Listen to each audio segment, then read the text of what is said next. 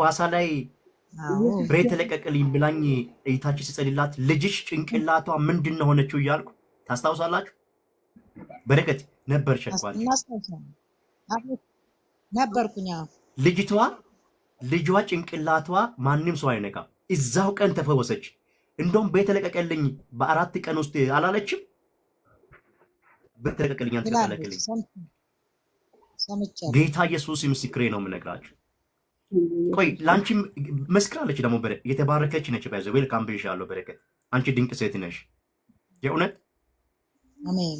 እስቲ 1 ሰከንድ መስክሪ በራንቺም ምንድነው ሆነልሽ? እስቲ እግዚአብሔር ይመስገን። እግዚአብሔር ባንተ ላይ በድንቅና በታምራት ይሰራል። አሜን።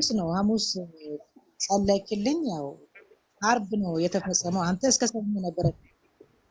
ከአርብ ጀምሮ እስከ ሰኞ አንተ ጉዳይ ይፈጸማል አልከው። አንተ ነበር የተዘጋ። ያው በማላቅበት ሁኔታ 1 ወር ሙሉ ፍርድ ቤት የተንከራተተ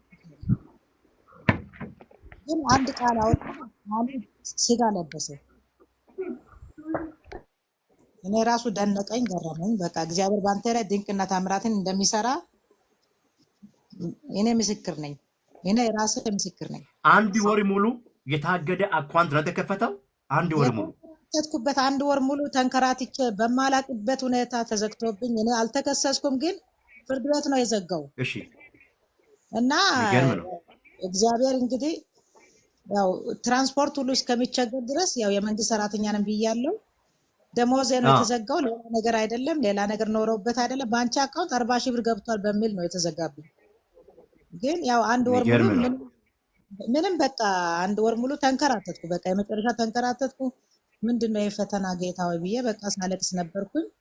ልጆችን ብቻዬን ማሳደግ ነበርኩኝ። እግዚአብሔር ግን ባንተ አጋጣሚ ነው ሼር ተደርጎልኝ ነው የገባሁት። እግዚአብሔር ግን ተናገረ። ሐሙስ ተናገረ።